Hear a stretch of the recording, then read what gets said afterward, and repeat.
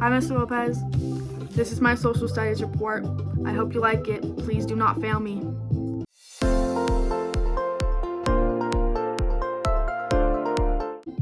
To anyone that's new to my channel, or anyone that's been here, this is my research project for social studies, and I don't usually post content like this, but I decided that it would be kind of interesting to do that, and maybe you guys like it. I don't even know, but we're just gonna go with it. We're gonna go with it.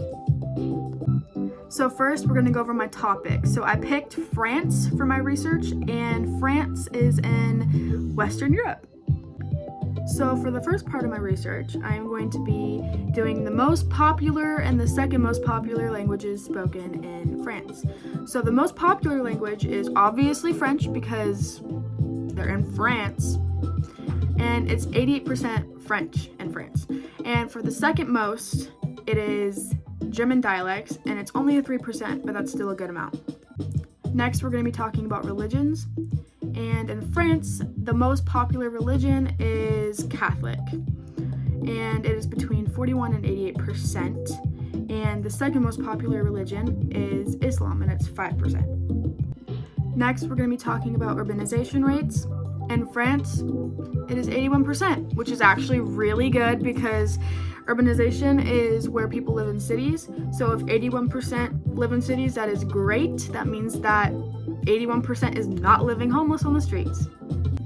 So for our two topics that we had to choose to do research on, I decided to do obesity rate and life expectancy at birth. So for obesity rate, it is a 40%, which is actually, it's not bad, but it's not great. It's lower than the US. The US is 42%, which for France, it is a 1 in 10, so 1 out of 10 people, which is pretty good. And the life expectancy at birth is 82%, which is really good because nobody wants to give birth to The next section is how the US is compared to France. So first, the GDP, so basically the wealth. So the US owns 30% of the world's wealth, which is not a lot, but it is quite a lot compared to France. France is only 3.6%. They only have 3.6% of the world's wealth, like all of the money combined. So for the unemployment rate for France compared to the US is a 3.6 or 5.9 million people unemployed, 6.7% or 10.7 million people are looking for jobs, when I couldn't find how many people were looking for a job, but there was an 8.62% unemployed, which I guess that's a lot more than the US because, 8.62 is definitely bigger than 3.6. This is the part where it gets kind of sad because nobody really likes this part, but the below poverty line. So for the US, it is 11.4%, which actually surprises me because I feel like in downtown Portland, anywhere you go in any corner, it's literally just homeless people. Because in France, it is a 14%, which if France is 14% below poverty and the US is only 11.4, then I don't want to see what they look like. I don't want to see what their areas look like. So I had absolutely no idea what the Gini coefficient was, but whatever that is, I couldn't find a definition for it, but whatever that is, US is 41.5 and France is 32.70. I sure hope it's not bad. I hope it's good. So this is my summary of what I read in the textbook. So for history and government, I said the Roman Empire is one of the largest empires in history. Christianity was the religion established for that empire and had long-lasting effects on people and cultures. The Europeans had new interests around the 1400s. They had new interests in Rome and Greece. These interests spread around Europe. They inspired interests in art, politics, culture, and religion. The French Revolution resulted in the overthrow of French monarchy. People that worked in the factories were poorly paid and lived in crowded, unhealthy conditions. This led to the rise of communism. And Hitler and his Nazi party contributed to the Holocaust, the mass murder of more than 6 million European Jews, as well as other groups. Personally, for me, that's what I got out of that. but you could have read something else, but that's what I read. So the next topic I picked, I can't tell if I picked population patterns or society and culture. I don't know exactly what I picked. We're just gonna have to read it and find out. But I said, most of the subregion is densely populated. Temperate climates, fertile soil, and trade have historically supported the large populations. The Netherlands and Belgium have the highest population densities, followed by the United Kingdom. Urban population may exceed 14,000 per square mile. Internal migration is driven by poverty. People have poor places. Migration also happens when people have to leave to find jobs. After World War II, Great Britain welcomed a large number of immigrants from South Asia and the West Indies. Low birth rates and higher life expectancy have led to older populations. And for the next one, I actually decided to do extra credit.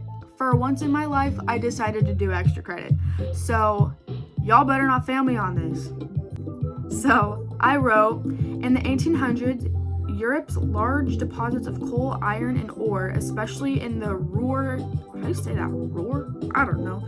Ruhr in the Middle Rhine districts in Germany and other places had sparked growth of heavy industry.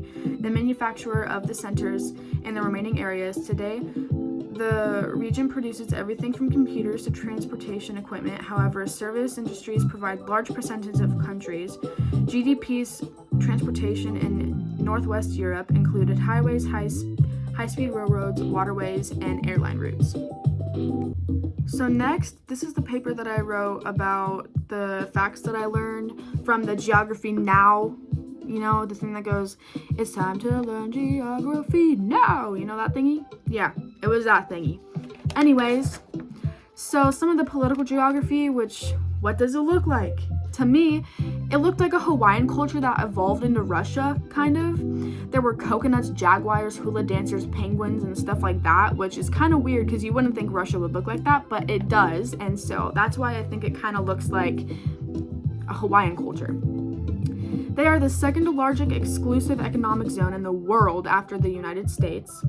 Metropolitan France is very hilly and they have very few fault lines. They rarely suffer from major natural disasters, which is very good. France has the best soil in the EU, which is really good because they are also one of the biggest consumers of cheese and wine, which most people already know, but if they have good soil, that means that they can have good irrigation farms, which is really good. So the next part is physical geography. What is the land like? That's literally what it says. What is the land like? So I said, there's many different islands for Russia, and they are split between 12 different time zones, which is kind of crazy to think about. There are 18 lands altogether in the mainland of France, counting the overseas regions. The land corresponds with the food they have there. In metropolitan France, there are many irrigation crop fields at every corner, which is what I was just saying about if they have good cheese and wine, then they have to have good farms. Well, not for cheese, but then, cows eat, grass, and they need water to water the grass. So if they have good irrigation farms, there's good food there, which they do have good food there. So what is the population like, or the culture? For what I said 95% of the population lives in metropolitan, while only 5% lives in dom-tom, which I think that's kind of funny how they said dom-tom. That's kind of a funky name. But anyways, the French take their produce maintenance very seriously, and they became the first country to ban supermarkets from throwing away or destroying unsold food. Because Russia takes their produce so seriously, they made a store or a market to sell ugly food that doesn't get bought for discounts for 30% off. So nothing would get wasted because they either have to donate it or they give it to the stores to sell for 30% off. And the population there is about 67 million people and is the second largest in Europe after Germany. And for the friend zone, who are they friends with? Who are they allies with? So I think it's Quebec. It's either Quebec or Quebec. I don't know how to say that. But Quebec, Canada is best friends with France, kind of like what USA is to the UK. Japan is like a twin to France. They have the same fascinations. So they have the same type of cultural differences and all of that, and which is really good. And then France and the UK are friends. Even though there was a war against them, they started to get along after years, and they finally started exchanging things now. France helped with the Revolutionary Wars, so the Statue of Liberty was a present to them. I promise you, I'm almost done. There's only 2 pages left, so please stay. Next, we are going to be talking about food, because whenever I go to different places, the first thing I think of is, what does their food taste like? So, as I literally just said, what I wrote is, when it comes to cultures, the thing that I think the most of is what their food tastes like. So the first dish that I picked is a dish called cassoulet. For the French, it is a comfort dish. It is a comforting dish. It is a comfort dish made of pork, duck, goose, or other meats. It originates from the southern France. And the second dish I picked is called chocolat soufflé. It is a lightweight, airy dessert. It originates in the 18th century. It has a crispy chocolate crust with a ooey gooey chocolate in the middle. Also, it has a kick to it, so it's also kind of salty. I literally just said that I would stutter during this video.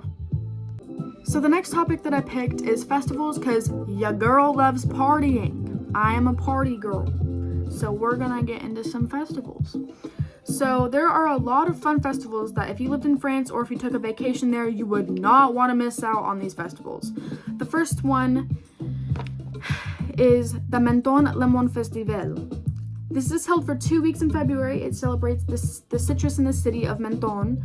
More than 200,000 people go to this to see colorful floats and sculptures created from lemons and oranges. The next festival I chose is La Fête de la Masque. La Fête de la Masque is a festival where the French celebrate the summer solstice on June 21st. They celebrate different musical practices and the diversity of musical practices or different genres. This was held in Paris, and musicians gather on the streets, cafes, and bars, and they play music, and they play different types of music, anywhere from rock and jazz to hip-hop and electronic. Finally, the last page. So the last thing that I gotta kick it off with, or end it off with, not really kick it off with, I'm not starting it again, this is too long, is sports and fitness. So earlier you could tell the obesity rate was lower than America. It was only 40%. So you might wonder, how are they so fit? How are they more fit than the US? Well, then we're gonna find out. What I said was, there are many different activities to do in France, and from earlier we learned that 40% of France is obese, which is a 1 in 10 ratio, which means that most of the people there are pretty fit or at least toned. One of the ways to stay healthy, the French way, are 1, moderation is key. The way to do this is by only eating 3 meals a day with no snacking, and they practice this every single day. Number 2, exercise for pleasure, not for punishment. They have a saying that states, if something doesn't bring you pleasure, drop it, or if the exercise is not motive, then don't do it. Just do not do it. The French move on to do something else if it's too hard or too difficult. And the second thing that you should do to keep fit is by doing physical activities. One thing they do is go on rowboats. You can hire a boat and go on one of the 4 lakes in Paris. You can take your kids and your friends, and it's a good way to keep you active and have fun with your friends and family. Another thing they do to stay active is go to a multi-sport park. There is one west of Paris called Halas de Jari. There is a golf course, and they say to look for your kids to see if they are the next Tiger Woods and send them up for lessons in a group up to the age of 4. But if they're 9 and if they can hit a ball, then they can play at the short 9-range hole court, which is pretty cool. So after all, I learned a lot about France. I never knew really any of that stuff. I just thought France was a cool place. But now that I have done research on it, I am very grateful I did, because now I know more about France, and it was so fun. And Mr. Lopez, if you're still here, please do another project like this. It was so fun. I know I was late, but I'm glad I did it. It was so fun. It is less stressful than a test. Please. Anyways, good night. Have a good day. Sorry if my room gave you bad vibes, or sorry if you were more concentrated on the lights than my presentation. Just gotta rewatch the video again. But anyways, have a good night.